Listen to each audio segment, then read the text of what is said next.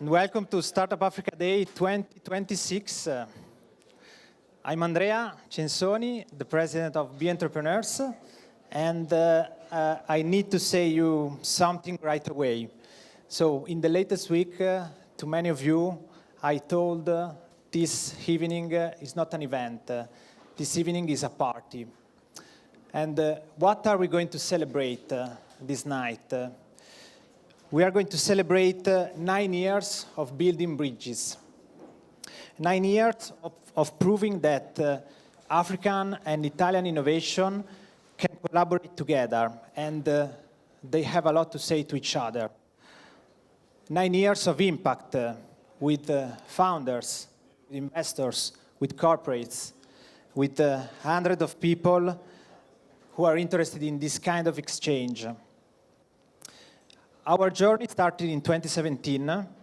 At the time, we were in three. We were really curious to know on the ground and to touch directly the African innovation. So we went to Uganda, and then what happened from that moment is something I couldn't imagine. The name BeEntrepreneurs comes from B, from bees, from the bees. Bees work together. They work on something bigger than themselves. And we don't go to Africa to help.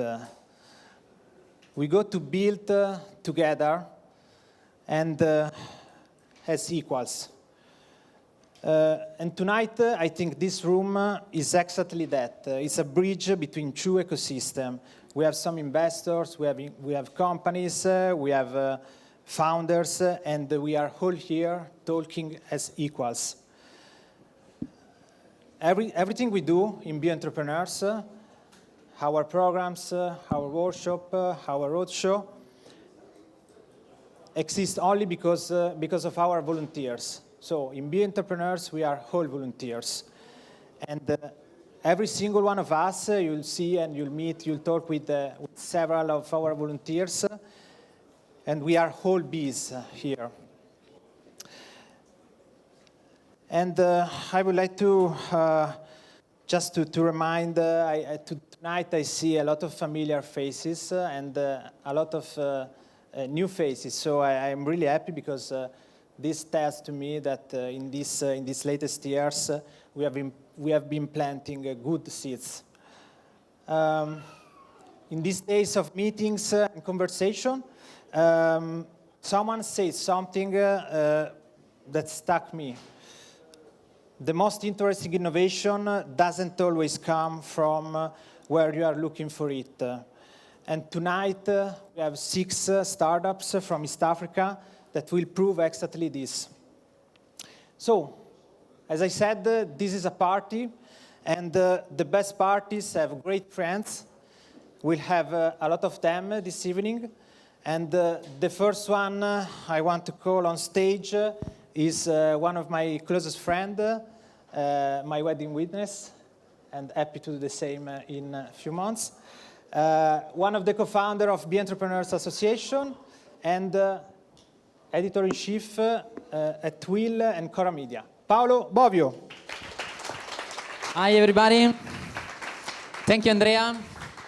Thanks to all of our distinguished guests. Very happy to be here again, joining once again the BeEntrepreneurs and Startup Africa Roadtrip family. So many familiar faces around, so very happy. Let's be honest, Andrea does all the hard work every year, and I get to go on the stage, along with the volunteers, and I get to go on the stage. So thank you, volunteers. Thank you, Andrea, for inviting me. So I'm really, really happy to be here, to be honest. I don't know if I say it enough, so I'm very happy. I'll just highlight it. First of all, before we start, and once that we are now here all together, we have so many people and organizations to thanks, not only the volunteers and the place, the PARCO Center that hosts us. So first of all, wonderful applause to PARCO Center. Grazie, PARCO Center founder. Grazie, Roberto. Thanks, Roberto, for welcoming us in such a beautiful space. But then there are the partners that make this experience, this day, and this whole week possible. So let us mention them.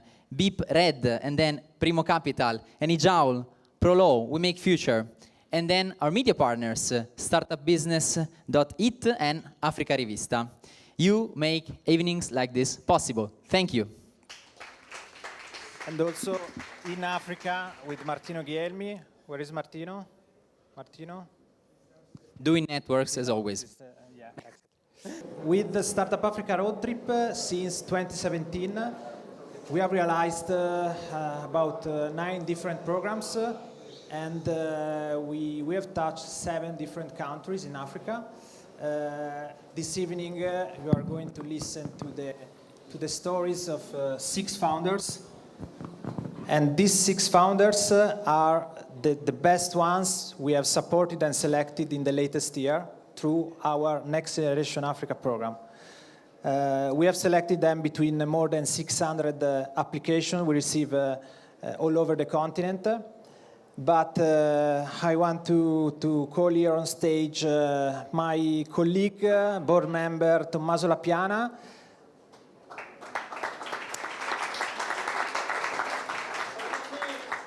Tommaso, tell us more about BeEntrepreneurs and the Next Generation Africa program. Thank you.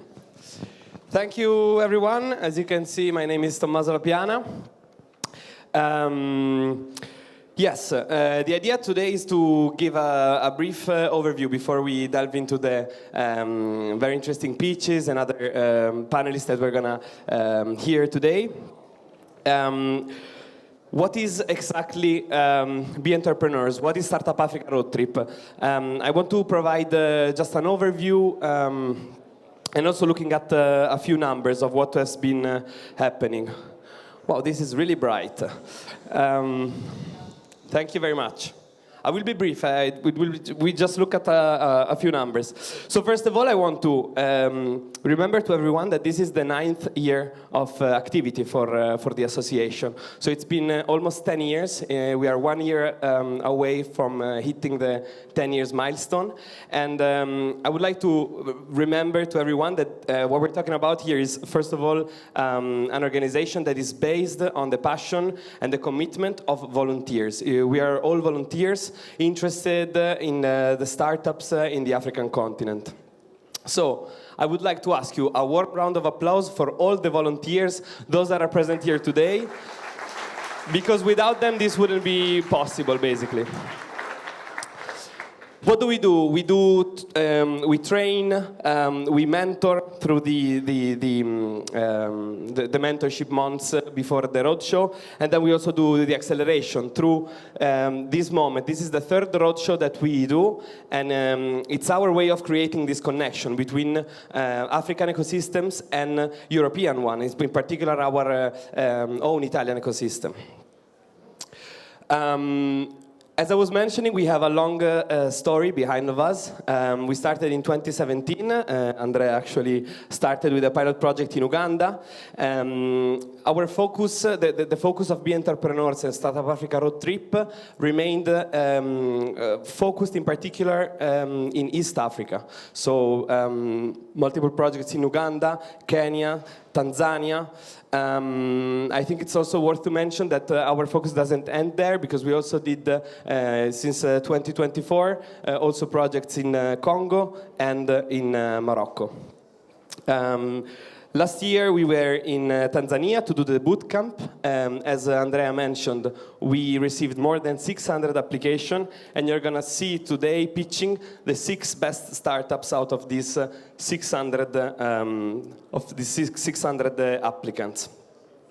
We are right now doing the 3rd Italian Roadshow here today, in the most important day, I would say. So thank you again all for being here. This is our moment of also meeting all the volunteers, all the people that are helping us making this possible. And we are getting ready because in August this year we're going to go to Nairobi in Kenya to have a new boot camp and a new cycle starting.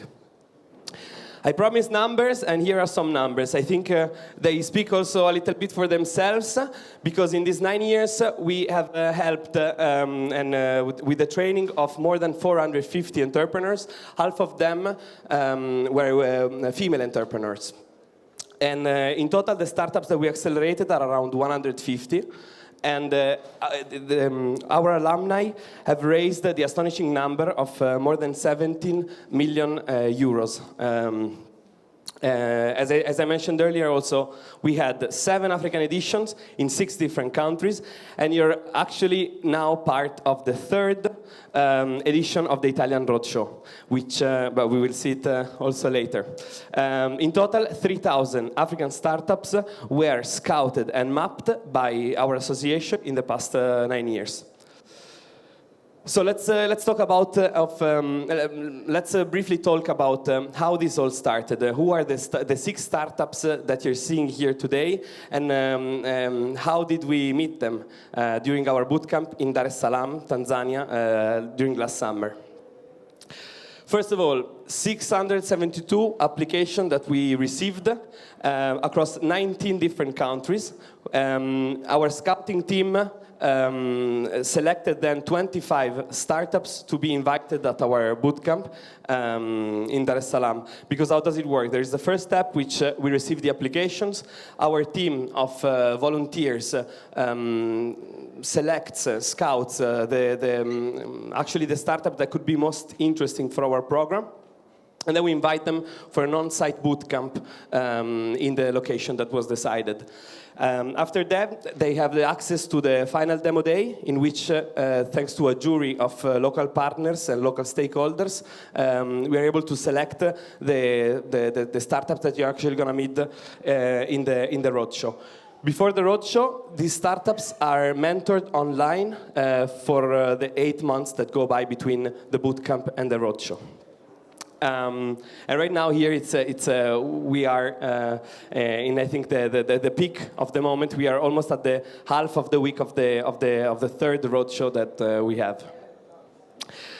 As I said, these are a couple numbers again. I think it's worth mentioning that in the past edition, we saw a 35% of application from agri-tech companies. And what we are, I think, particularly proud of is the fact that this bootcamp was located in Tanzania, but we didn't receive only applications from Tanzanian startups. Actually, we received application from 26% of them, they were Kenyans, 19% from Uganda, 11.5% from Rwanda, and 5.7% from Zambia. I think this also speaks a lot about how much is going on actually in these kind of countries. That said, what was the bootcamp? As I mentioned, 5 full days on site. We had more than 8 plenary trainings hours. And we provided around 40 office hours with various mentors. Of course, we always include local mentors, because all of our volunteers, or most of them, work somehow in the innovation ecosystem, either from Italy or in some cases also in other European countries. And we put, of course, all this skill set. We try to provide, our skill set to the startups, but this wouldn't be enough, of course, because you cannot solve the kind of problems that African startups are trying to solve just with our skill set alone. So for us, it's very important to partner with local mentors. Potentially, they are successful founders from the ecosystem enablers, investors from that ecosystem. In particular, in the last edition, we had more than 10 experts across the 5 days of the bootcamp, and 2 open public networking events, one of which was the demo day.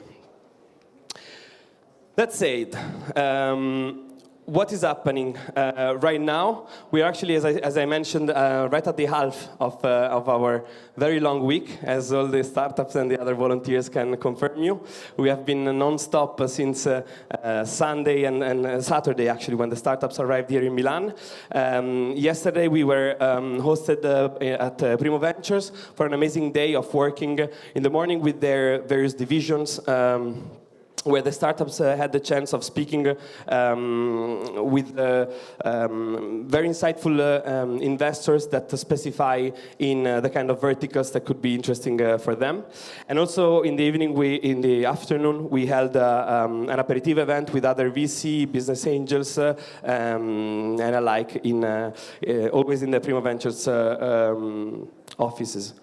Finally, this morning we were actually in BIP that hosted us for an amazing corporate matching day where a lot of our current corporate partners or potential corporate that could be interested in co-creating something with our startups in the various different ways that this could be actually possible, had the chance to meet the startup with a matching and a speed dating kind of format. Finally, we are here today at the Startup Africa Day public event, which basically it's first of all a celebration of the work of the startups, of the work of the volunteers, and of course like a celebration of this connection that we are working very hard to create and foster. Tomorrow, the startups in the morning will meet some other interesting companies from the Italian ecosystem, in particular from the Milan ecosystem. And afterwards, they will move to the We Make Future Festival, fair in Bologna, where they're actually participating also, not only just with the stand, but also with the participation in the big competition. It's actually a global competition. We actually have one startup that arrived at the final stage of the 5 best startups across all the countries from the applicants.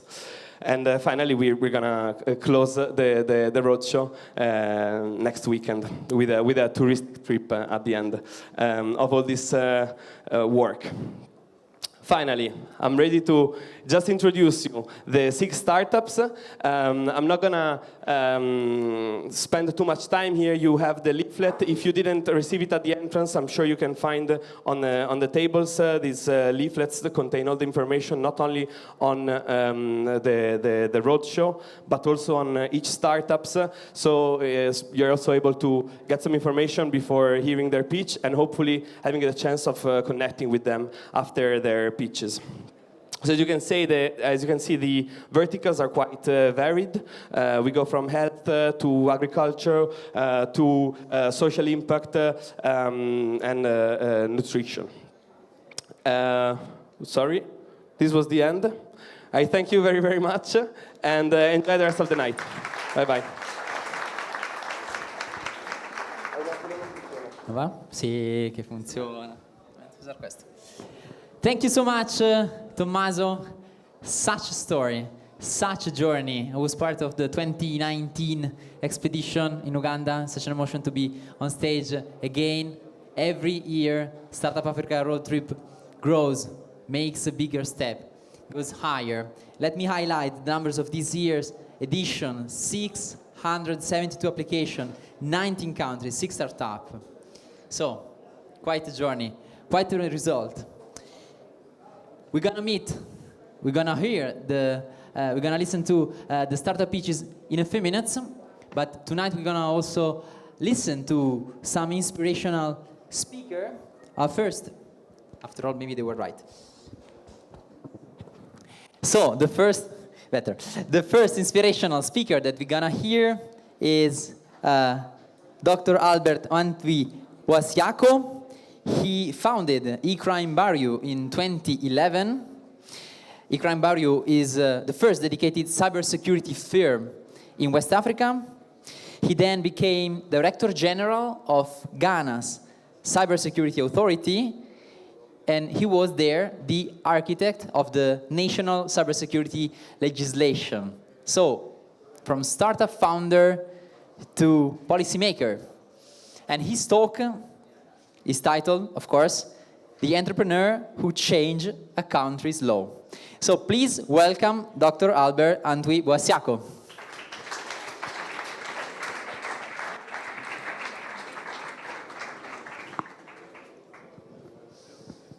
Doctor, there you go. Right, thank you. Stage is yours. Very well, thank you. Buonasera a tutti. Buonasera a tutti. Ma prima che cominci questo discorso, questo intervento,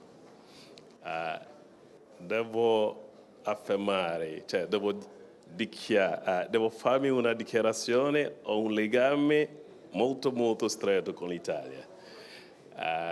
Sono qui con me, mia figlia. Michelle, can we see you? Can you stand up? Hello, Michelle, stand up, let's see you.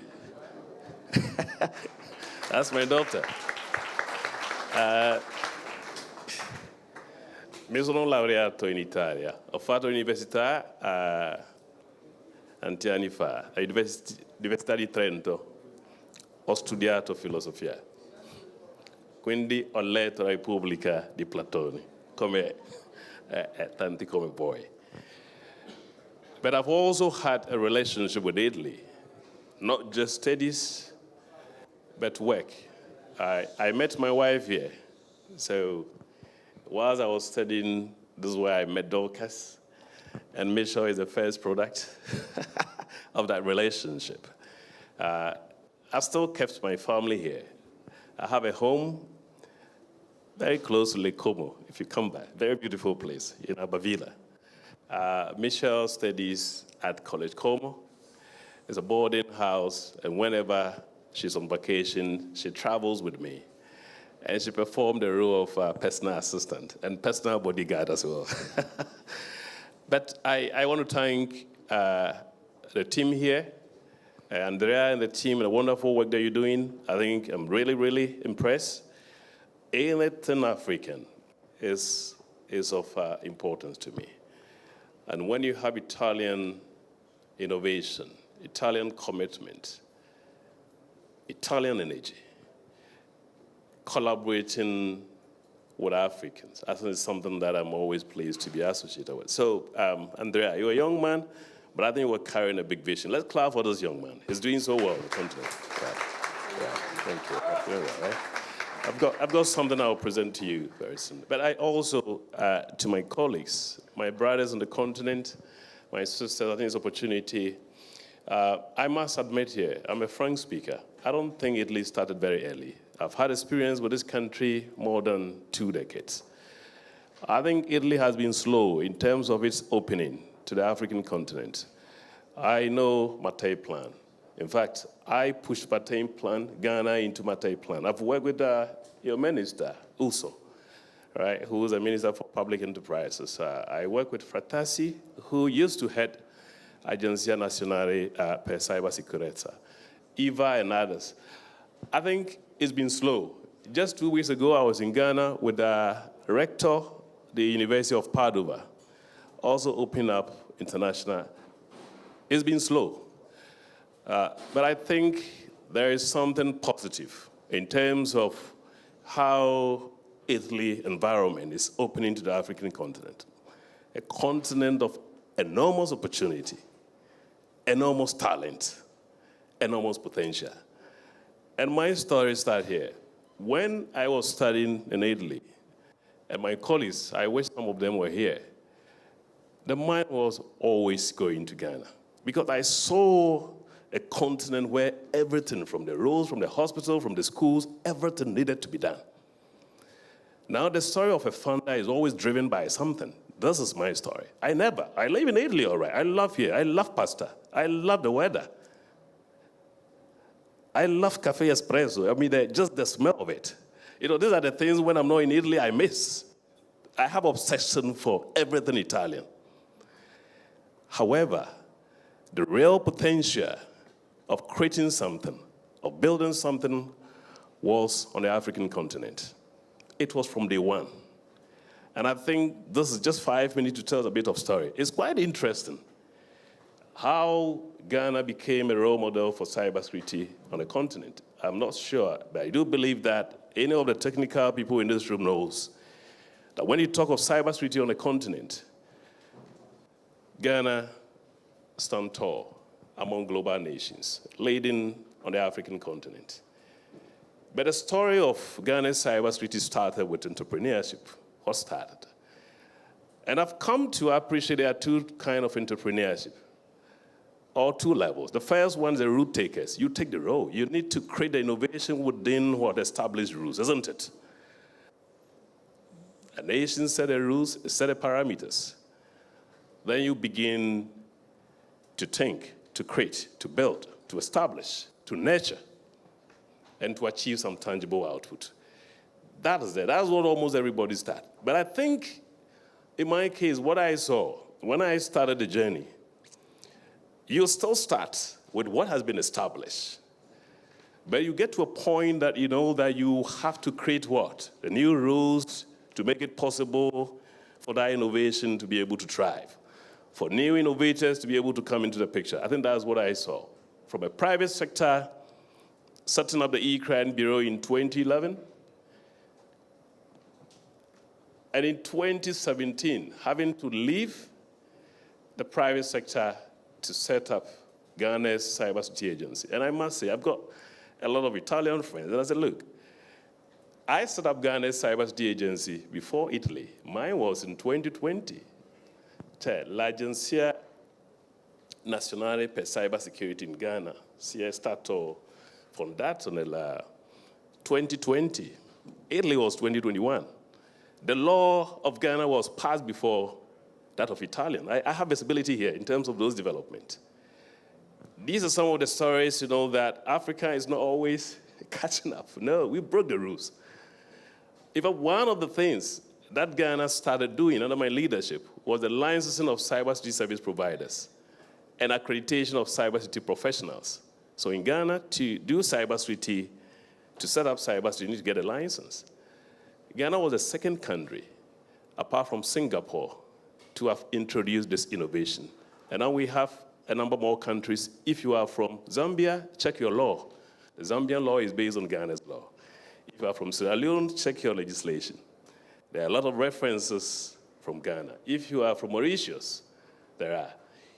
This is what the rule breaking, the rule establishment entrepreneurship leads to, that you establish something. The story was quite complex. I finished studies in Europe. I did Italy, I did the UK before my doctorate in South Africa. But you had a continent which was having a lot of issues with cybercrime, digital evidence, and capacity wasn't there. I had to set up a lab that helped law enforcement to process digital evidence, to prosecute cases. But the laws were not adequate. There were no institutions. In fact, at the time, the sad story was law enforcement officers will call a criminal suspect to open a laptop to check evidence on it. Effectively, anti-forensic work practice. That was common. I did a lot of workshop in Uganda, in Kenya. I have a good experience there in Morocco, educating law enforcement at the time. That led to the creation of a new institution. I saw the limitations of that established system. I realized that wasn't enough. But as innovator, as entrepreneur, private sector, you have limitations. That is how much you can go, isn't it? Because the state writes the rules. Now the best thing I could do was to switch camp.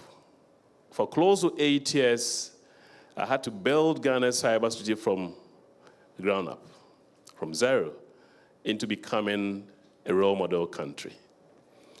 But that included a number of work.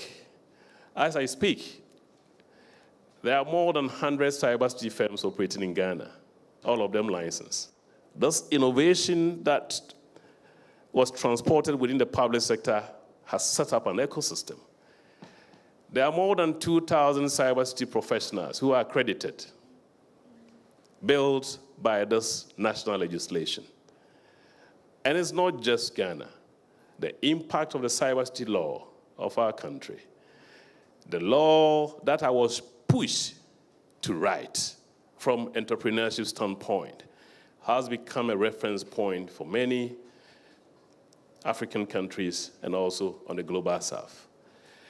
This is the story of how the little innovation we're building here, this collaboration, Andrea, I see the potential of some of those smart ideas, not just translating into concrete results to impact on the ordinary Africans at this material point in time, but potentially lead into the creation of new rules, and new rules that will be very much in support of technology development and innovation. I think I want to thank you for the opportunity just to associate with us, and I look forward to be coming more and maybe having a full session on mentorship. Working on the African continent can be a little bit complex. You need to have resilience. I think there should be a full mentorship for those things. You need to focus. It's not like Italy, right? The barriers are there. It's real. It's very real, even for external world, innovators, financiers. And I think we need to find a way to navigate. We shouldn't abandon the continent. There's a whole lot there. I'm expanding. I'm setting up e-crime on almost every country in the next 10 years. And I do believe I'll be able to share some of the perspectives and support the work you're doing, sir. Thank you. But let me present something to you before I end. Thank you very much, Albert. We're doing good work. This is not something we give easily. Wow. But I want to present something to this young man in appreciation of what he's doing.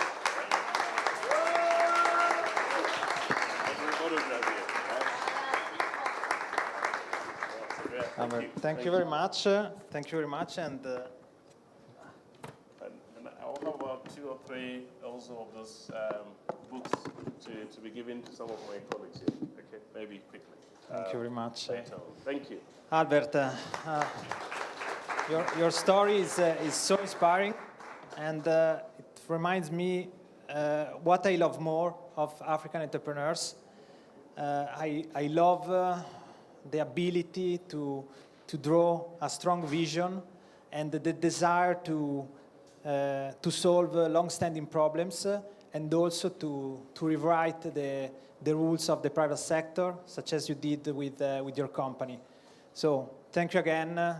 And also our 6 founders here in the room are trying to change the rules in their countries. And so I would like to call on stage our first guest, Luana Tesi. Luana, please join me on stage.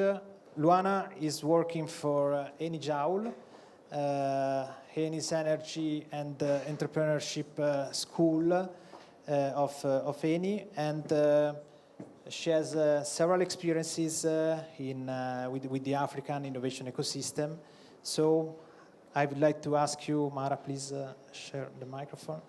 I would like to ask you what project is currently Eni Joule developing in Africa, and how are you supporting the African entrepreneurs?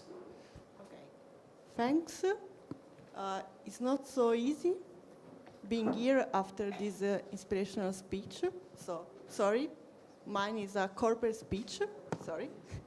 So, as ENI, our aim in Africa is to support local ecosystem, mainly the innovation ecosystem and entrepreneurial ecosystem. We work with the ecosystem of... Oh, thanks. So, thanks, Andrea.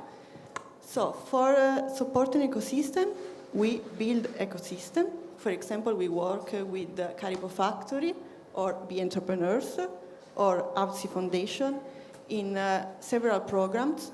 I work, for example, especially in Congo, in Republic of Congo, but we work also in Kenya and in Mozambique. So, as Joule, what we do is to design, I think it's better to say to co-design some programs depending on the features of the ecosystem in which we want to work. For example, with the BeEntrepreneurs in the Republic of Congo, we have designed a a call for entrepreneurs for having 2 classes for upskilling and incubation program. We are so glad to this program, and we are happy to work with such partners. And the second part of the question was how we work, how we support entrepreneurs in Africa. Yeah. Okay, we mainly use training, and we work also for co-innovate with startups and our business in the countries in which we operate. And also what we are looking for is to create an ecosystem Pan-African in all the countries in which we operate, that are Congo, Kenya, Mozambique, Uganda, sorry, not Uganda, it's Rwanda, and Ivory Coast. We are open to collaboration. We are very happy if someone could explain their activity, NGOs, startups, or other companies, and also other industry that want to work with us. And I think that it's everything. So, thank you very much. I'm here to introduce a startup. So, yes. So, at first, I'm very happy to introduce these startups because it's one of my favorites. So, in East Africa, livestock is more than farming. It's livelihood, saving, and survival. Maganga Mabula saw farmers losing animals to preventable disease because they couldn't monitor their health in time. So he built Afya Ya Mnyama, sorry for my pronunciation, smart sensor and AI that track more than 9,000 animals in real time, alerting farmers before it's too late. Please welcome Juliette for the pitch.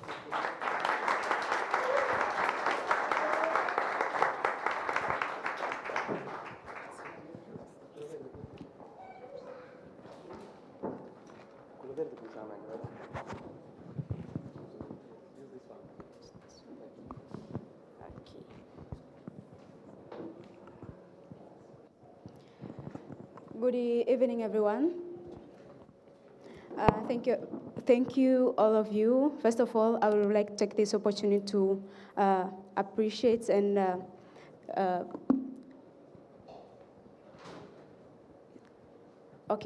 thank you, all of you.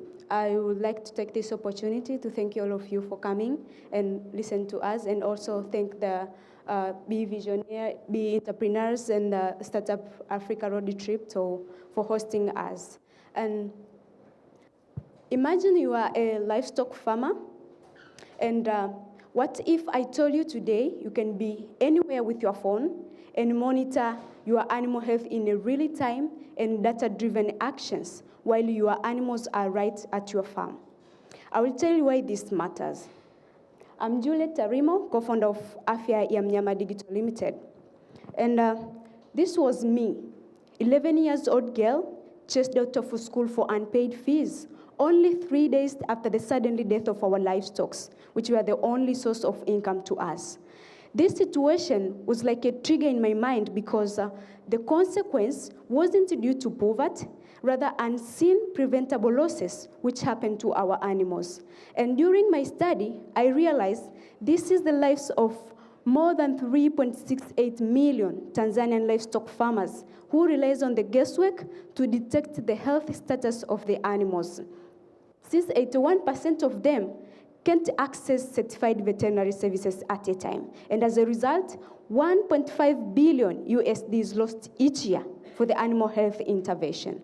And that's why me and my colleague Marco Maganga Mabula, we co-founded Mnyama Check Solution.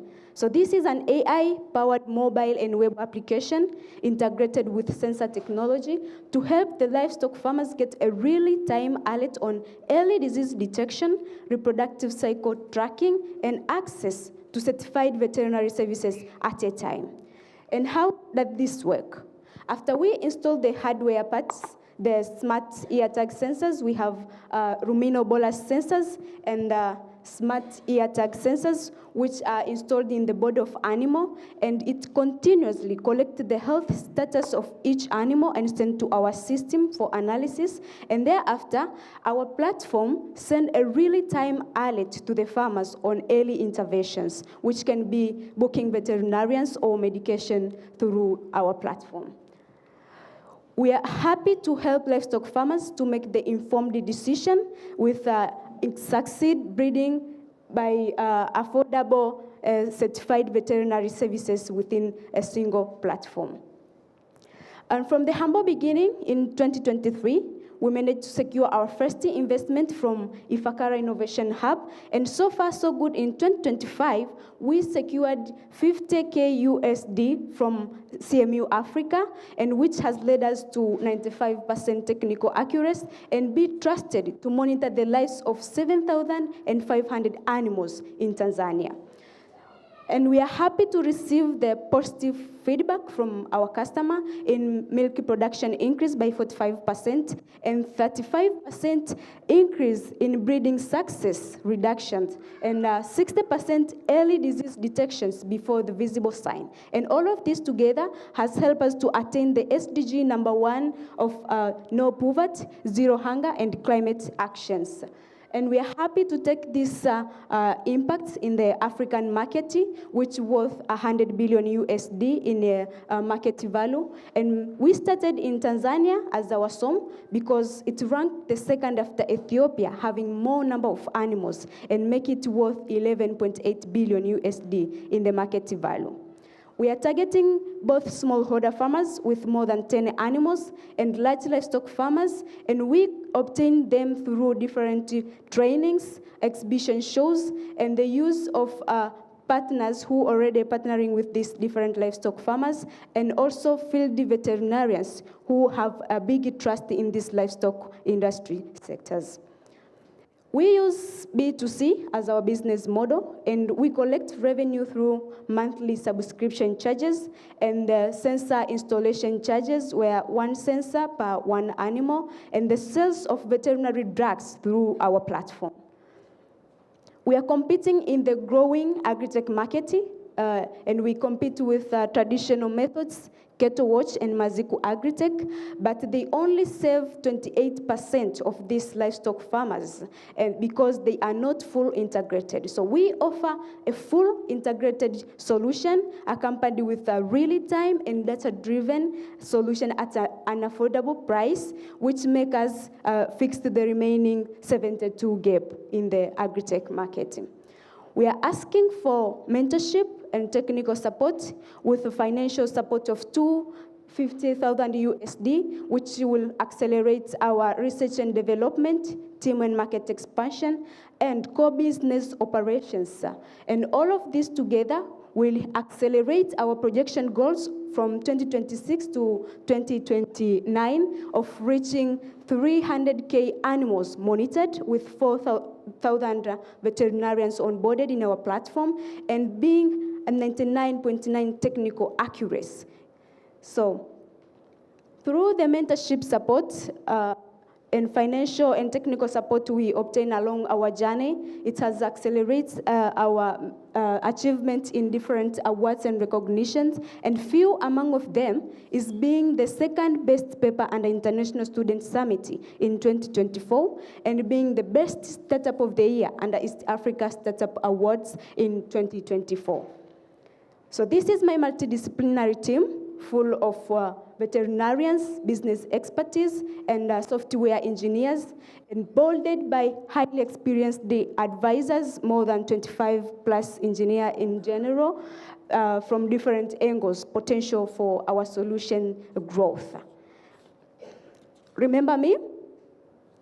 I believe if my parents could have this solution before, I couldn't have been just out of school for unpaid fees, because our source of income could be secured at a time.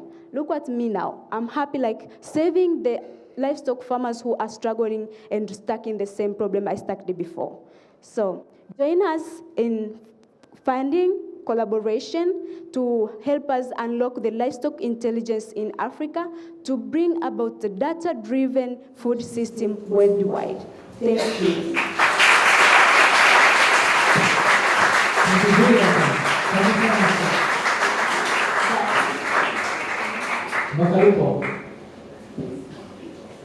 Thank you once again. We now go on with our program.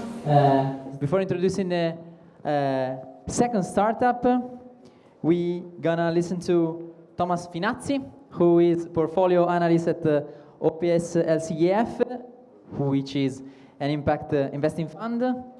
Welcome on stage. Hi, Thomas. Thank you. So, Thomas, your organization evaluates impact investing opportunities in Africa. The question for you is, how do you operate, and what are the sectors that interest you most? Yes, so thank you, and thank you, Andrea and the team, for inviting me. I'm very happy to be here and to tell the story of OPS. I'm going to be very quick because I know that there is not much time. But very briefly, my name is Thomas Finazzi. I work for OPS. OPS is an ecosystem of impact investing vehicles, which means that we have a foundation here in Italy that invests in social enterprises. We have a UK-based trust that we use to invest in the African continent, more specifically in East Africa. And then we have also more commercial vehicles also in Italy, Impact VC Fund, investing in startups here in the Italian market. Coming to your question, we've been operating in Africa since 2012, 2013, so a long time ago, way before I joined. And what we understood, also talking to the entrepreneurs, talking to the communities and organizations there, was that the traditional VC Silicon Valley model was not working. So in the last few years, we have been trying to understand how we can create and develop capital and deploy capital using some instruments and vehicles that actually fit what entrepreneurs need, talking to people like you. So actually we're very happy because we just launched a new facility that is going to invest at the intersection of gender, climate, and impact in the East African region with not traditional instruments, but I'm going to tell you later if you're curious because we don't have time now. And coming also to the sector, we operate, we are very much aware that especially the global north is pushing to invest in some specific sectors, such as insurtech and fintech. But we also know that many entrepreneurs and communities want to work also on other sectors, such as agri-tech and climate, which is the one that we selected specifically, but also health and education are very much underfunded, and hopefully more capital is going to flow to support their growth. And we also decided to take it a step further because we also decided to invest in women-led companies, so founded or co-founded by women, so we decided to invest in the underrepresented, underfunded people in the underfunded sector because we wanted our capital to flow where it can actually be of support and can make a difference. And hopefully we can support more entrepreneurs in the future, and I'm happy to discuss further later if someone has questions. Thank you, Thomas. So now you have the role to introduce our second startup pitch. Do you remember all of it, or do you want to? Thank you. This one? Okay. Yes. So I'm very happy to introduce a startup that I met yesterday. So we also had a talk, so I'm happy to introduce them on stage. NGOs manage billions in development funding, yet they are drowning in spreadsheets and manual reports. Peter Kanda asked, what if mission-driven organization could run on one intelligent platform? Impactio uses AI to automate donor reporting, track impact, and cut admin time by 70%. So please welcome on stage Peter Kanda.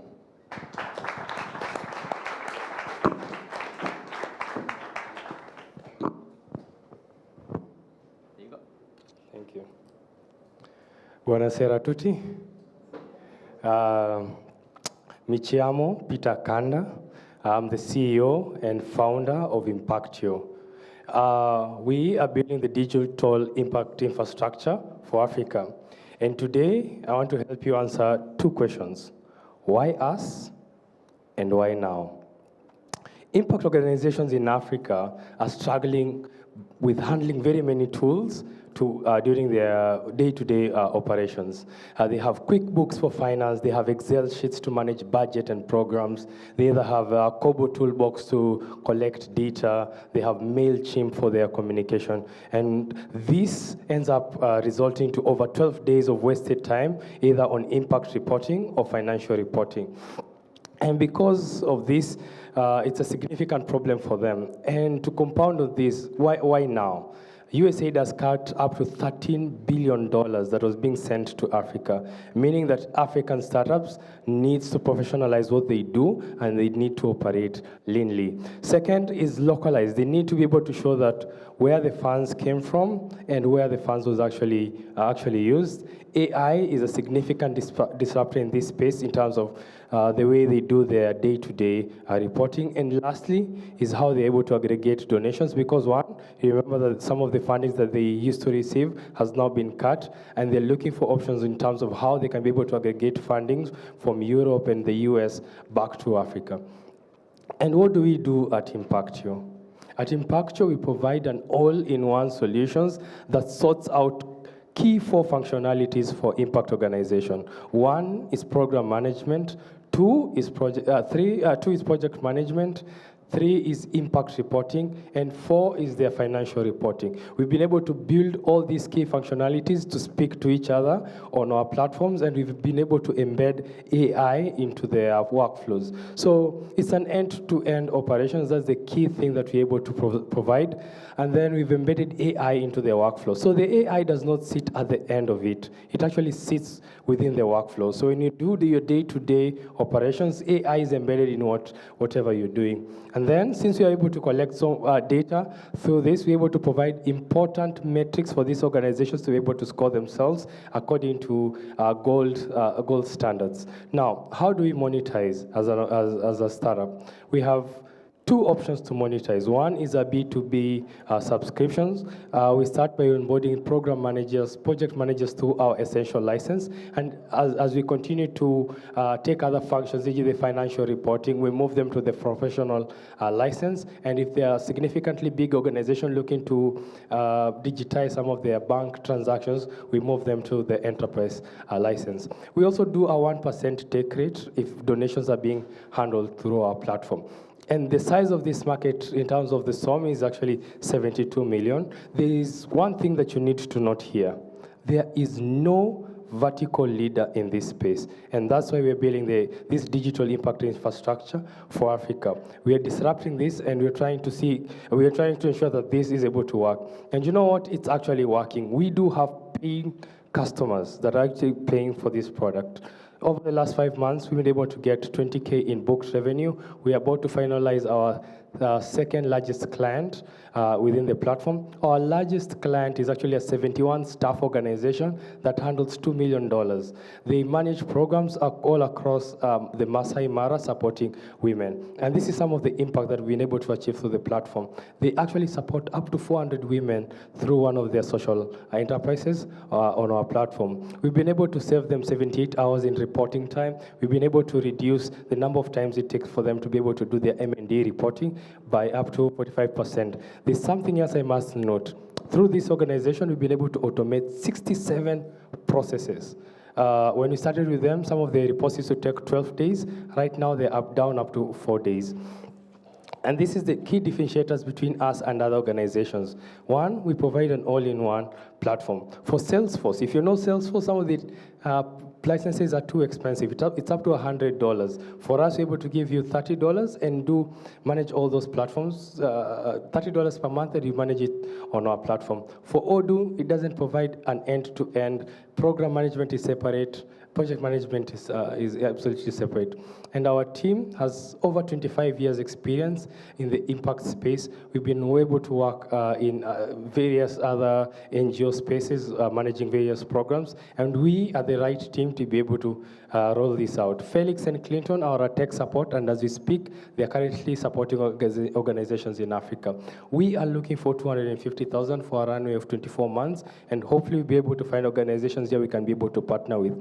If you're an NGO seated there and you want to have visibility of your programs that are running in Africa, we are the partner for you, and we're looking for partnership with you so that we can be able to scale together. Thank you so much. We're looking forward to the discussions. Thank you. Thank you, Peter. Congratulations. Thank you. Okay. Now it's the turn of another of our friends. Primo Capital is a venture capital firm. They are supporting a Startup Africa Roadtrip since our first initiatives. I call here on stage Irene Dri. Please, an applause for Irene. Investor Relation and Communication. Irene, my question for you is, what's the vision of Primo Capital for Africa, and which kind of opportunities do you see on the continent? Not an easy question, but thank you, and thank you for the invite, and especially, I guess, thank you for the beautiful work you're doing with Startup Africa Roadtrip. I guess when we talk about Africa, often we start a conversation with challenges, but in Primo Capital, we like to start with opportunity. So we define ourselves as a catalyst for social and economic growth. And from our perspective, Africa is one of the most compelling growth opportunity of our generation. It has everything that an investor looks for: the talent, the ambition, and a large problem that are worth solving, right? And so what impressed us the most and what we're most excited about is that the quality of the founders is unmatched.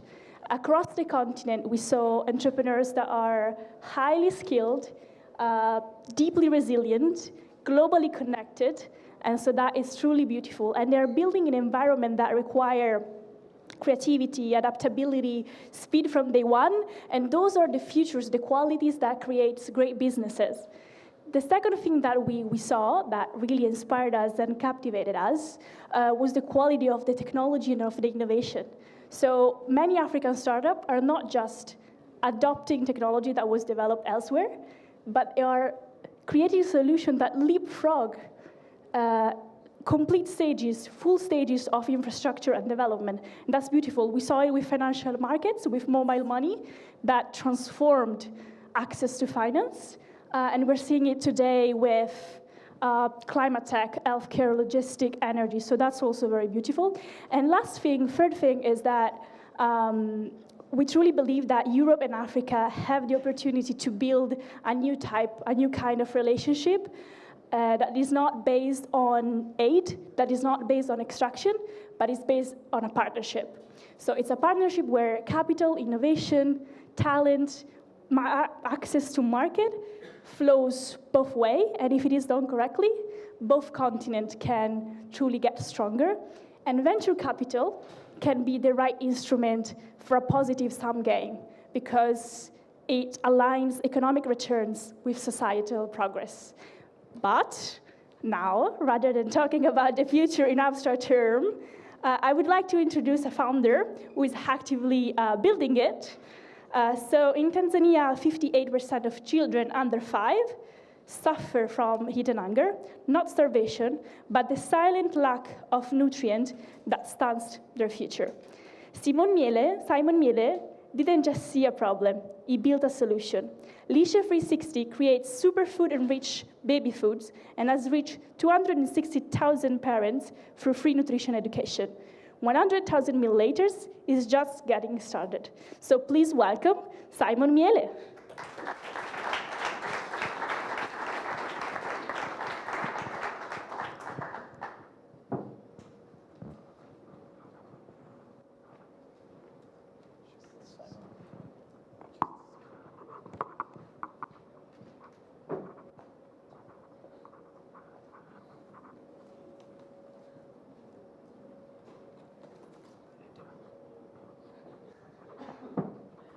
Almost forgot.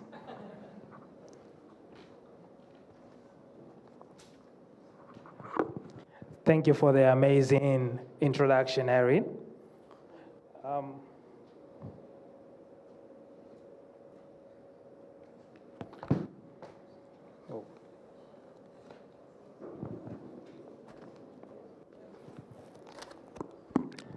So, my name is Simon Miele, and I'm a co-founder at Lishe 360.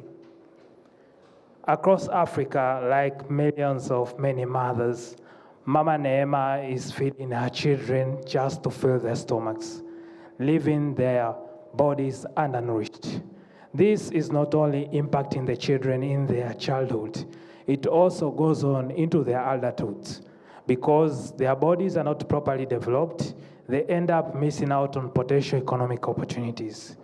This problem is affecting over 58% of the 9.7 million in Tanzania, children in Tanzania alone.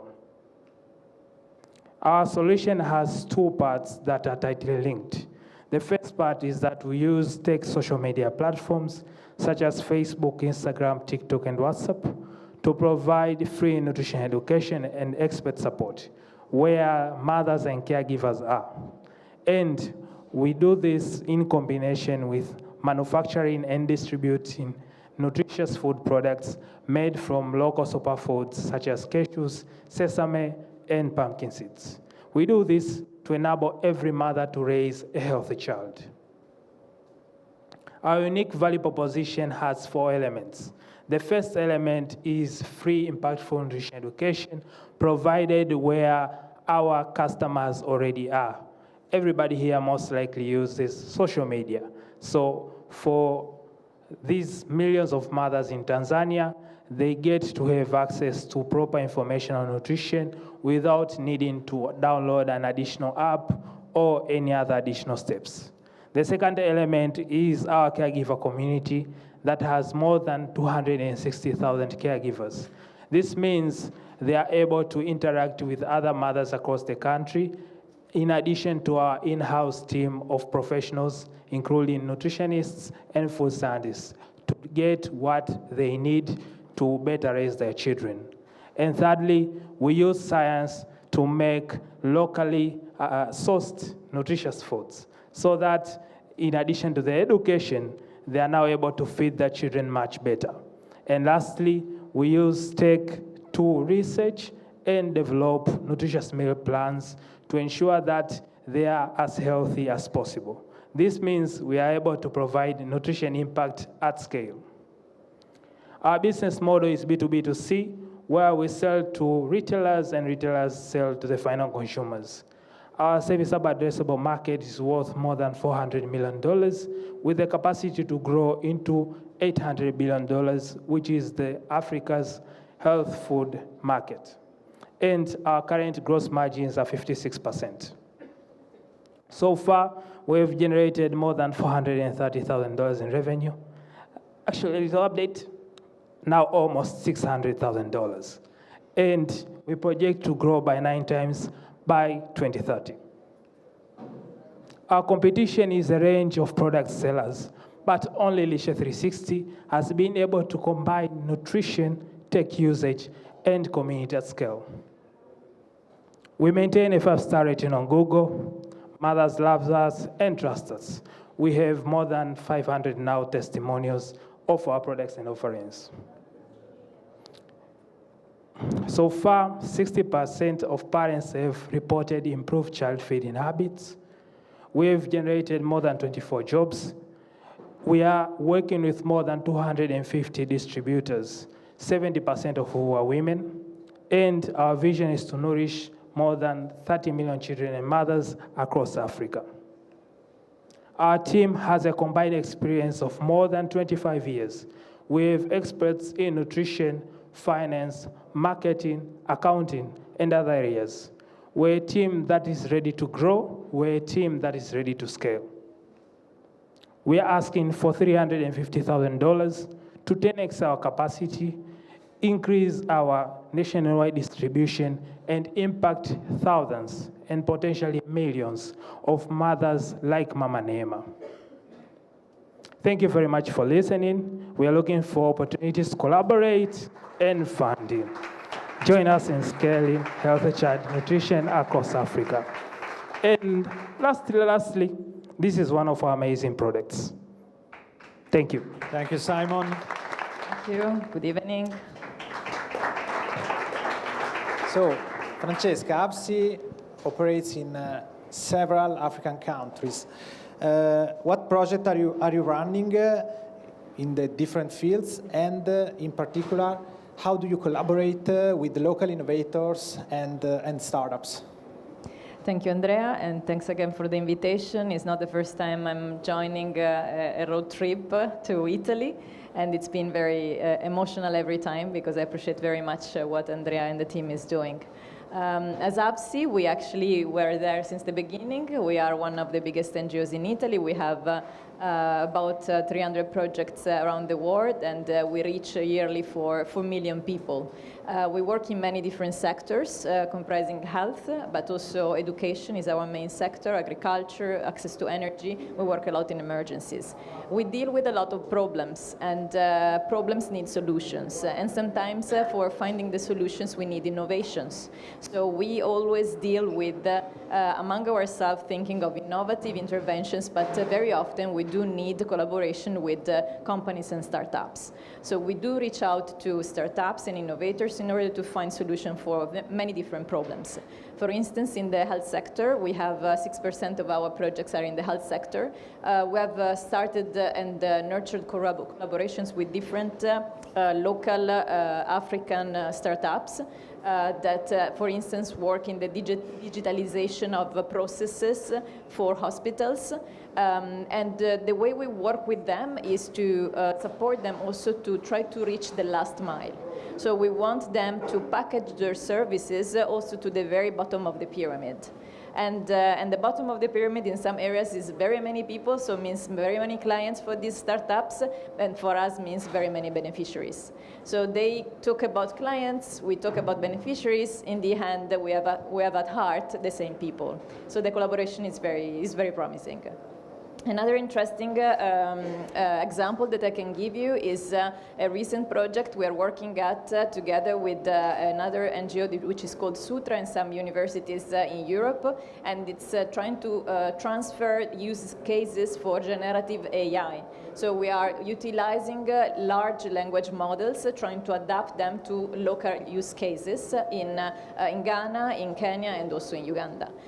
So to give you a practical example, some of these language models are going to be trained in local languages, especially in Ghana and also in Kenya, to adapt digital solutions for monitoring glucose for people that have diabetes.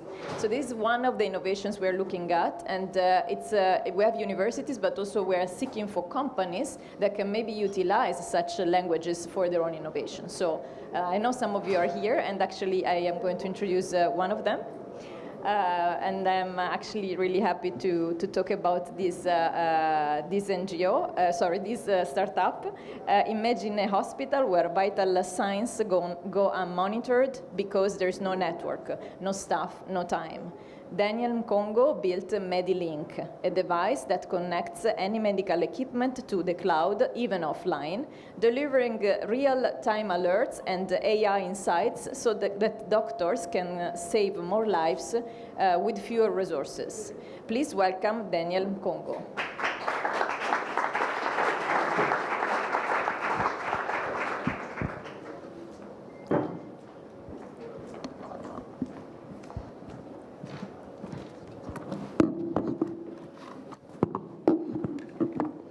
Thank you, Francesca, for the introduction.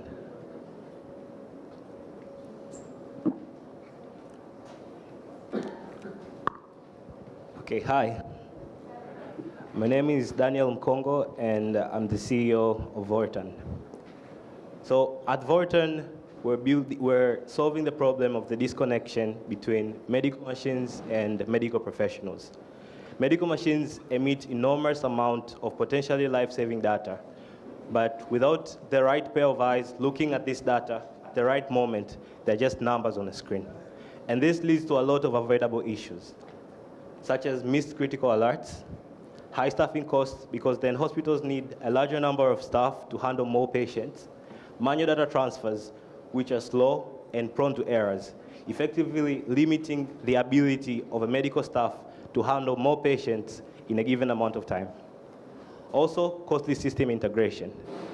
Medical devices have different vendor software, which means there is more fragmentation due to the number of medical device suppliers out there. Also, we've noticed that in East Africa and other parts of Africa, any medical facility with no existing network infrastructure is completely excluded from any digital solution. 30 to 40% of avoidable hospital deaths are accredited to lack of clinical visibility. We believe that 1 minute can be the difference between life and death, and that is why we built MediLink. So MediLink is a data and vendor agnostic platform that links medical machines to medical professionals. It provides a unified interface where medical professionals can interact with patient data coming from these medical machines. It also provides AI-powered insights that helps reduce clinical blind spots by spotting patterns in medical data that a normal human might otherwise miss. So there's an ensemble of AI models that's continuously running and checking for patient data and spotting anomalies and flagging the moment something goes wrong. What this means for medical facilities is that medical facilities can observe over 90% reduced workload accredited to manual data transfers and documentations, allowing clinicians to focus more on actually taking care of patients rather than clinical documentation.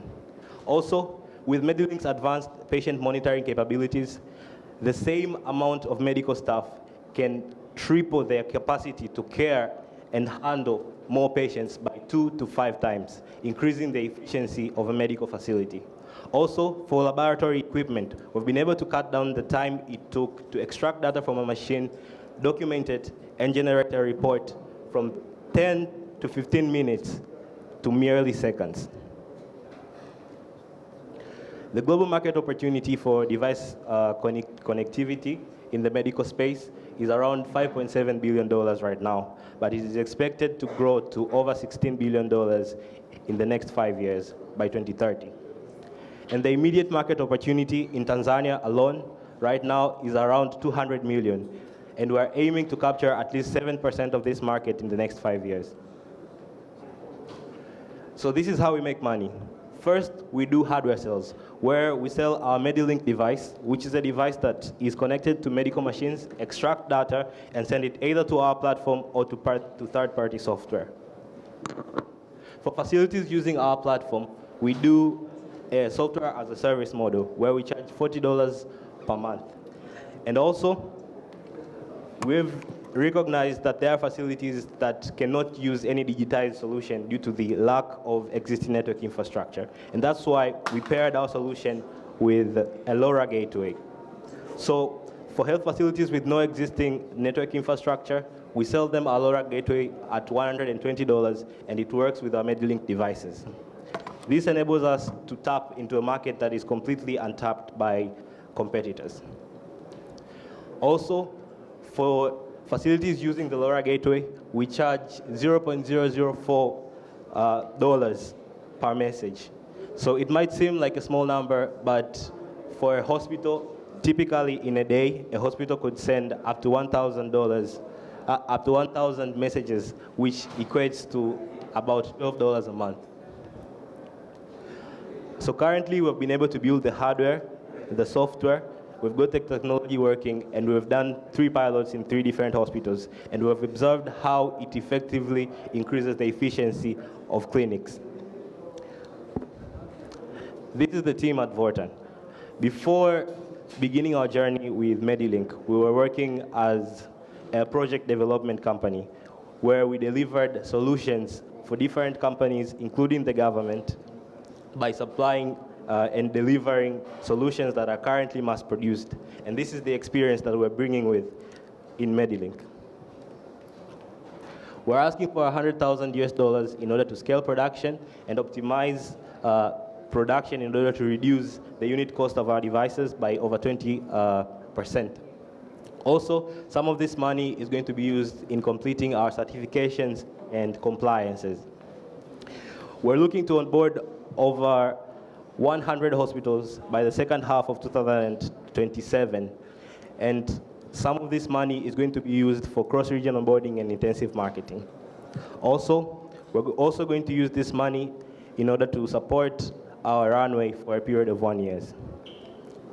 We aim to become the default of how clinicians communicate with medical machines. Thank you.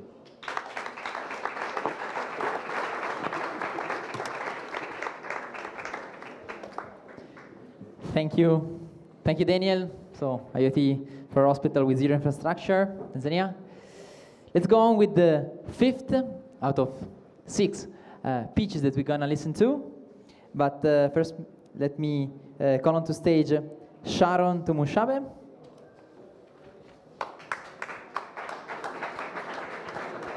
Okay. Sharon, welcome on stage. You are founder and CEO of Legacy Hills Investment Uganda. You are in your now 12th year in investment advisory. You help founders scale and you help bridging African and European ecosystem. So first of all, welcome on stage. And first of all, let's give you a mic. Let's bridge the gap between the mic and the speaker. So what is your perspective on how international investor can gain exposure to Africa's innovation economy? And what do you ask from founders in return? Thank you so much. Good evening, Milan. My name is Sharon. I bring you greetings from Uganda, where I come from. At Legacy Hills Investments, we help investors find opportunities to invest money. That's what we basically do. We are very big on financial assets, and now with Primo Ventures, we are yet to set up a venture fund for Africa. So I'm very excited that I'm in this room today. For the question, access to opportunities in Africa. If you're in this room today, then count yourself very lucky. Because imagine going through 672 companies to get your best 6 that are in this room. So the heavy lifting, the heavy burden has been carried by Startup Africa Roadtrip. Andrea and the volunteers that managed to do the boot camps and get us the 6 finalists. I feel that when you're in this room, you already have the opportunity. So it's just a matter of capital, meeting, opportunity. For the investors that are in the room, would love to encourage you so much to take up this chance to come and join us in Africa to grow the continent. The opportunities are immense.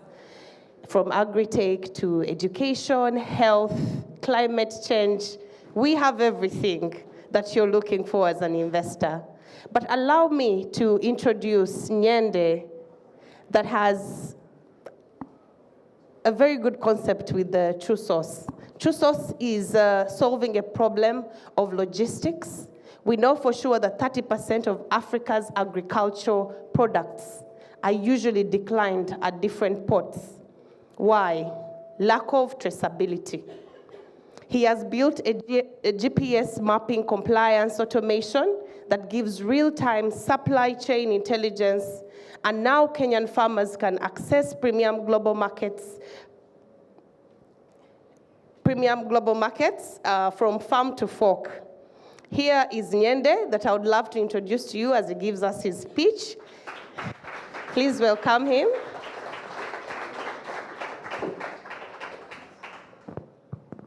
Thank you. Good evening, ladies and gentlemen. My name is Shalom Nyende. I'm co-founder and CTO at TruSource. And in the next 5 minutes or so, I'll walk you through the broken agricultural export market, the platform that fixes it, and why you and I should partner today. So, Africa powers and feeds the world. However, the system is broken at the borders, and 1 in every 3 agricultural export from Africa is actually rejected at the EU borders. This is roughly 30% and translating to 18,000 metric tons of food lost every single day. Now, every rejection points to one of these 4 broken links, and mostly because we have cold chains that no one is monitoring. We have compliance that is still being run on paper. We have zero traceability for products. And lastly, we have a lot of platforms that are struggling to talk to each other. So the cost is high because we've actually seen exporters spending up to 18 hours every week just to be compliant. And this has led to up to 8.4 million in losses. So TruSource fixes that, and we provide a platform that basically allows our customers to connect through IoT devices, which allow them to stream real-time temperature, humidity, and GPS data for their produce. Compliance is now off paperwork, and it's fully on the platform, so they are able to automatically generate export compliance documents and phytosanitary documents. And all this lives within a centralized platform with a QR code that allows the end user to be able to trace the source and the origin of the product. So this is how we work. Our flywheel is simply, one, we get the exporter to be compliant. Once they're compliant, we avail them an opportunity to interact with other buyers. And once the buyer and the seller meet on the platform, then they get to transact. And this transaction and data actually builds the profile in terms of trust for the particular exporter. And this goes on and on. And we've managed to target up to 50,000 products to be listed on our platform. We are aiming to actually support up to 100,000 trades on the platform and 2,500 target exporters in the next few months. So the market is very big. Of the global $28.1 billion market, we are aiming for 124 million slice. And we will be looking to expand our operations, because currently we are partnering with two ANCA companies, that is Sopa Lodges and Davies and Chatliff. And within our platform, we've been able to support up to 4 million data points, and 2 tons of perishable goods have been tracked successfully in our platform. So what does this tell us? This tells us that should we go out there and scale, which we are doing right now, we should be able to support a wider market. Now, how do we compare against the competition? We have a lot of logistics companies, we have a lot of other competitors who are just focusing on a single solution.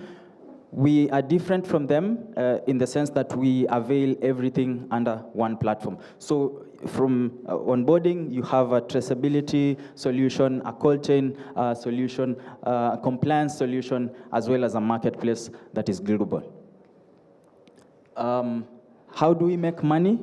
We make money in 2 ways. The first way is when our customers ship, we earn. So we take a 1% flat rate for each export. And secondly, we also support a SaaS model. So for each, depending on the needs of the customers, we do either a 50, 150, or a 300 subscription. Yeah. So in the next 24 months, we are focusing on these areas. One, we are seeking to raise our pre-seed. We want to expand our operations in Kenya to support up to 50 exporters. We are partnering with some of the big regulatory bodies in Kenya to open us up to the market. And lastly, in 2027 to 2028, we are seeking to expand to the larger Eastern Africa region. So this is the amazing team, myself and Peter. And we are seeking 300,000 in pre-seed, which will give us a 24-month runway. This is how we are going to distribute the funding to support us. And if you believe that every export should not be blocked and should actually hit the market, I ask you to join us today to build this into a reality. Thank you so much. See you.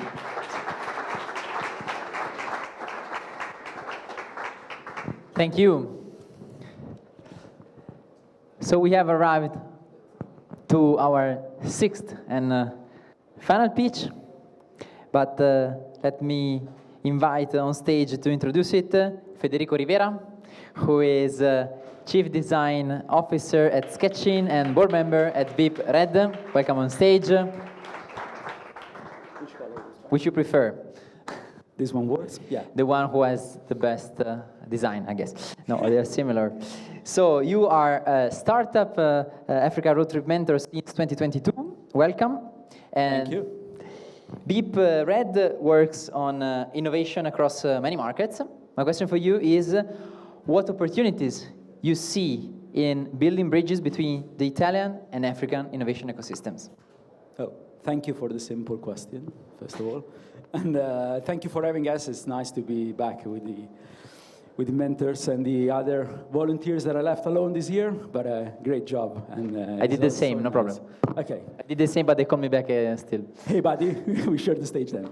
And coming back to the question, so, I mean, business opportunities, I won't tackle them. We talk about them already. The scale and the size of it is great. I think the great opportunities for us as Italians, and I see that being a volunteer, but also on the business-wise, is actually learning and creating partnership with somebody that has, I think, a privileged eye on innovation compared to us. And this comes to probably two main things that as innovator in Europe and in the US we face as struggling all the time. And one is how we can mold the technology, and that's Beep Ready. We define ourselves as creative technology studio, which means we use technology through design to create an impact, but I won't go into the corporate things. But if you look at what is being pitched today, other startups around Africa, they are capable, and that's to the talent, probably, definitely to the talent of the people. On the other end, to the fact that it's a new place in the world where things are being built recently. There is no legacy. Everything can be done using the newest technology. So for us, it's great to see how you mold guys, how you mold technology, how you use it. And actually you create value out of it, impact. And impact goes with the other side, which is purpose. As a designer, I work a lot on the purpose side, and that's my continuous back and forth with clients is, as a consultant, we need to work on the purpose. Yeah, money, no, other purpose.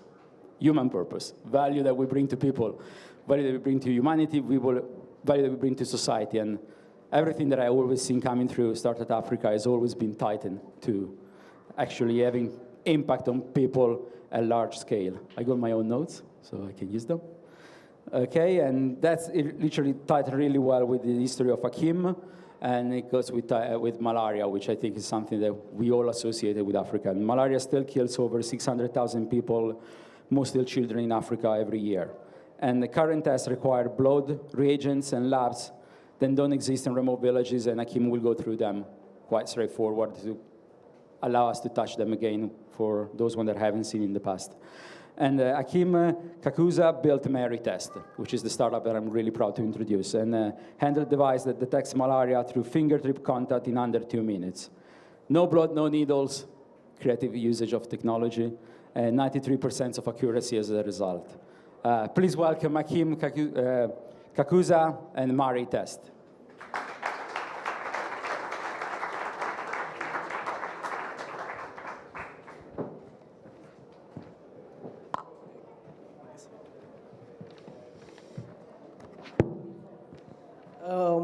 Sorry for that. Thank you so much.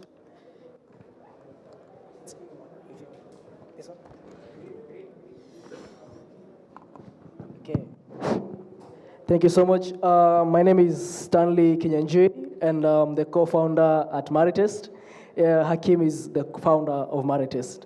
Now, today I have some good news, and we have found a way to diagnose malaria without drawing blood or requiring a laboratory. But before I tell you how we do it, allow me to tell you why we do it.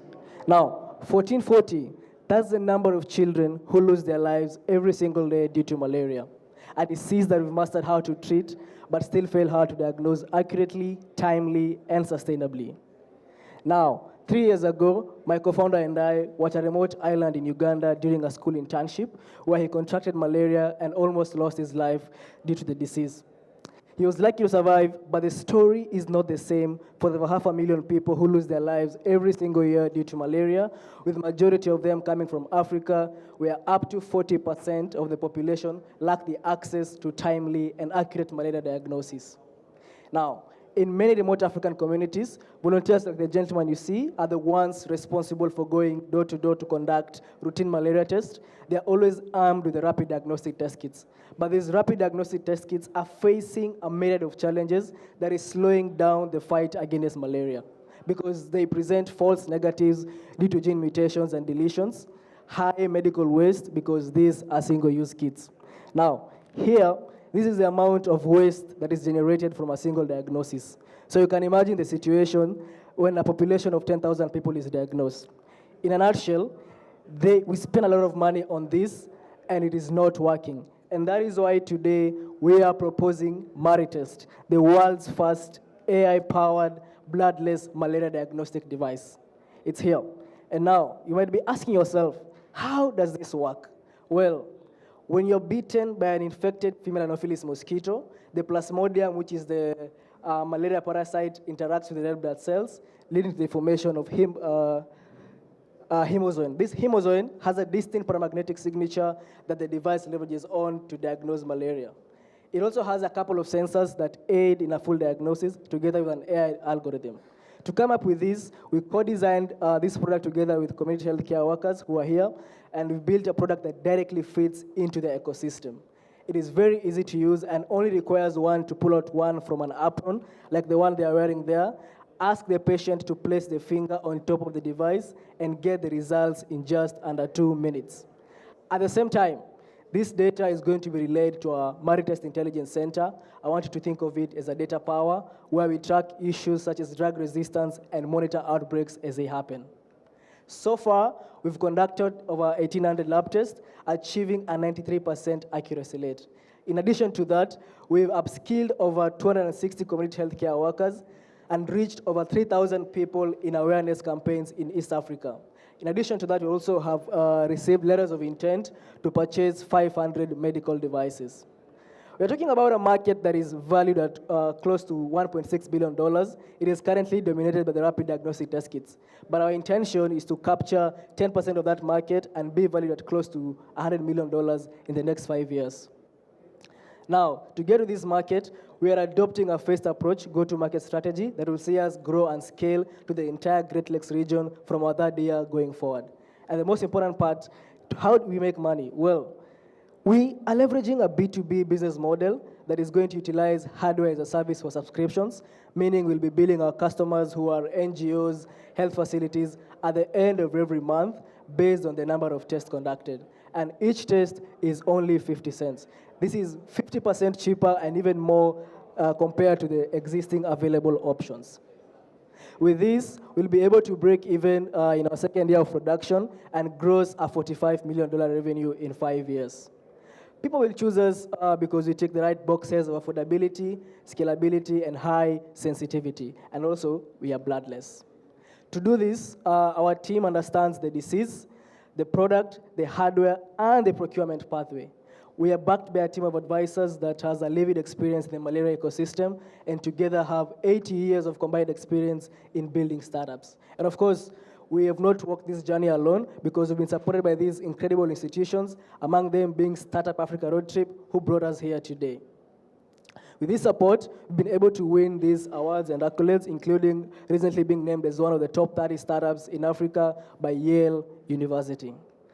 Ladies and gentlemen, we are just a heartbeat away from solving a problem and impacting a whole generation. And to get to this level, today we are seeking $500,000 that will help us conduct our clinical trials. And because I'm here in Italy today, I'm going to say this. Che stiamo cercando un investimento da $500,000.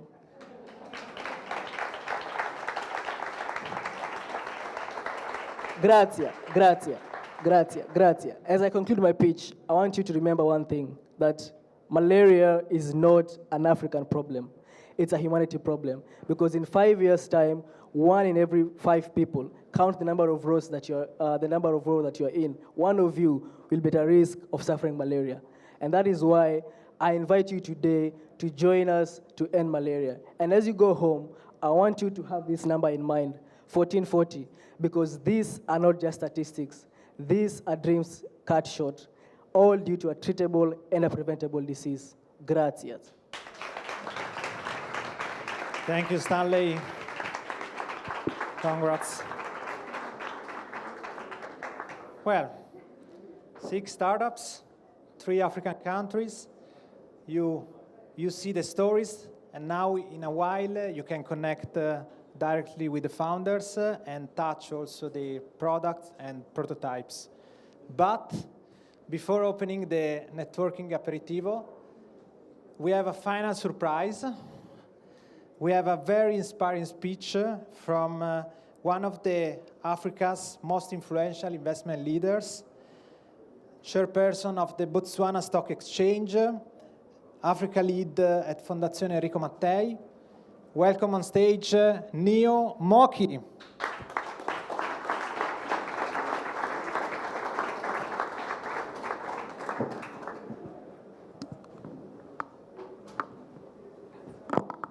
Good afternoon, everybody. So I just want to thank Andrea and everybody who's behind this. I think this is really important work because this is the work that is going to continue to move the needle in terms of getting Africa to be what it is, which is the first frontier. And really congratulate also the startups. I think you guys are really brilliant and keep going. I had prepared a much longer speech, but I was told by Andrea that I'm only allowed 7 minutes. I'm speaking from an asset manager's hat. I allocate capital. I've managed billions, 800 billion recently at a local firm here called Generali. So a few weeks ago, I sat across a table of CIOs with the biggest asset managers in the world, and somebody said something that stuck with me. He said, America innovates, Asia imitates, and Europe regulates. And everybody in the room nodded, and I sat there thinking, where is Africa in this equation? A continent of 1.4 billion people, the youngest on the earth, 19-year average, still treated as a footnote, still seen through the lens of aid, instability, and extraction instead of opportunity, innovation, and returns. Because one of the greatest investment mispricings of our generation is actually happening in prey side, and that mispricing is Africa. For 100 years, the world has called Africa the last frontier. You know, the one that you invest in where there's no risk. But I'd like to retire that phrase tonight. A mispriced asset is never the last frontier, it's the first. Africa is not the last frontier, it's the first. By 2050, Africa will account for more than 40% of the labor force growth. And at the moment, Europe and Asia will be running out of the workforce. You know, imagine that, 1 in 4. If you're looking for a frontier, you're looking at it as Africa. You know, it's not behind everyone else, it's ahead. And the biggest lie that was ever told about Africa is that Africa's poor. Africa's not poor, it's just unmonetized. You don't cross oceans to go and colonize a poor land, right? World's largest resources, 60% of arable land, and yet we import most of its food, 60% of the world's forests and solar, and yet we are not monetizing it. We're paid $3 a ton for carbon that sells for 200 euros in Europe. Add it all up. Natural capital that is worth around $1 trillion, 2.5 times Africa's measures GDP. So Africa's not poor, you know, Africa's just not priced right. So where the crowd sees a gap, you know, the first mover sees the opportunity, but the layer that decides everything is its people. You know, by 2050, 1 in 4 humans is going to be African. The largest pool of young, mobile native, AI-ready brain power the world has ever assembled. And that power compounds into everything, companies, industries, and returns. And this is already happening. You know, this is the continent that skipped the landline and built M-Pesa, you know, the biggest mobile money on earth. Africa doesn't imitate, Africa leapfrogs. And here's the part the room cares about. The returns are already being made. Stripe bought Nigeria's pay stack for more than $200. Tunisia's, an AI company in Tunisia sold to BioNTech recently for around $680 million, Africa's largest tech exit, with its earliest backers who earned more than 10 times their money. Now Africa, has 9 tech unicorns, 9. Moneycoin, Wave. A decade ago, the whole continent raised $200 million a year. The past peak, more than 20 times that. The founders who define the next decade in the market, the founders who will define the next decade in the market are going to be coming from Africa. You back them now, and you will not be taking a risk on Africa, but you will be early to the investment opportunity. But as they say, size alone means nothing. Africa having the youngest population, the youngest population on earth, it means nothing. Where are these kids going to live? What are they going to work on? What are they going to eat? How will they get energy? Africa must create 15 million jobs a year. Today, it creates only 3 million. And the capital to change that actually already exists in Africa. More than $2 trillion sits in African pension funds, insurance companies, mostly parked in government bonds and cash, while the funders who can change everything go unfunded. That's the tragedy of Africa. It's not that it's poor. It's just that it's got money that's not being given the courage to build. And the real question is, and it's the only question, whose future is getting funded here? And the rating agencies, they rate Africa as high risk. Therefore, it ends up being priced high risk. A self-fulfilling prophecy.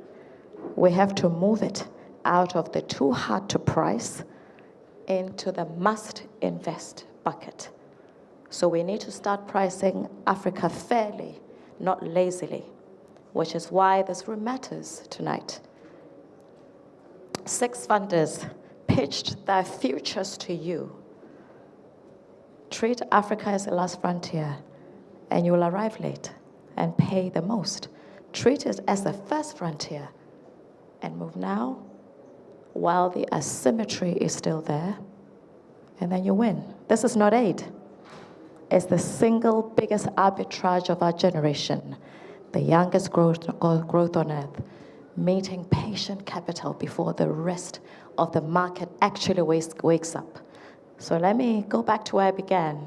America innovates, Asia imitates, Europe regulates.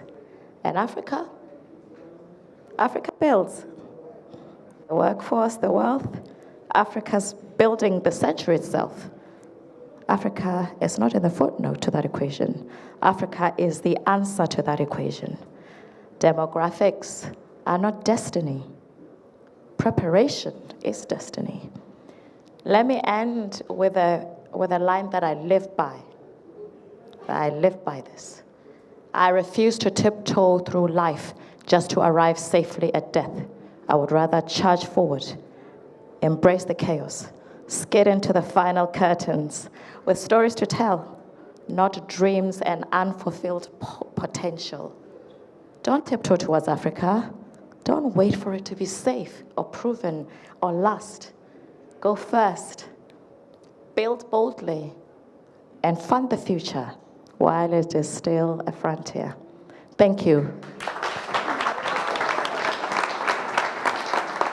Thank you. Thank you very much. Thank you, Nio. Thank you so much.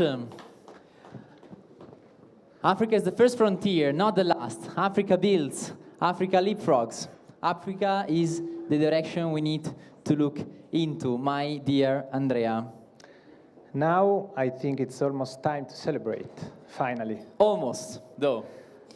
Almost. But before, I would like to call here on stage all the Bs of BeEntrepreneurs Association.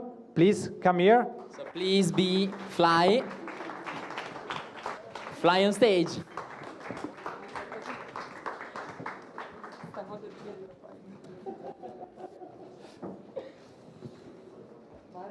Here you can see the marvelous team who worked behind the scenes to make this day possible, to make all this project possible.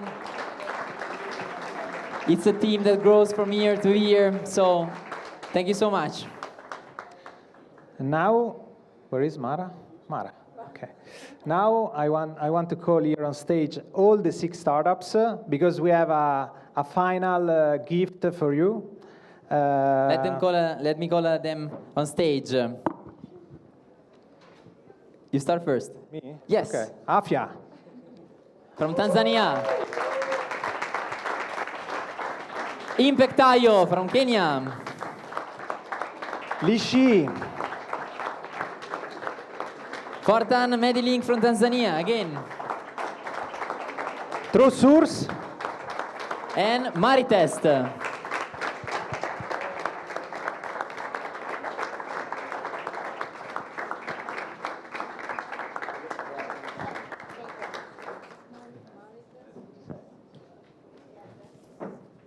Andrea, next year you need to build a bigger stage because you have a big team and such big projects. Once again, a round of applause for those heroes betting on innovation to address the challenges. And of course the diploma. Facciamo 2 file che sennò...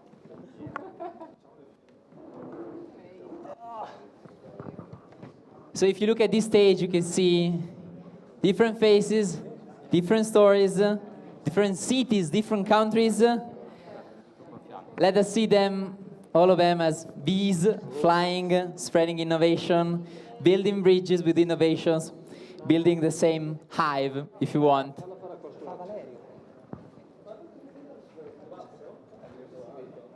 Bee Mara, jump on stage.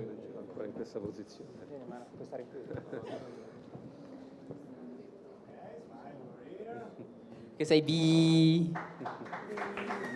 Bees.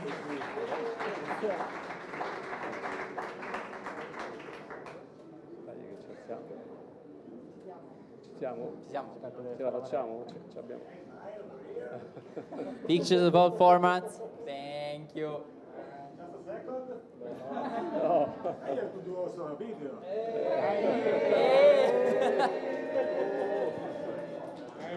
Thank you.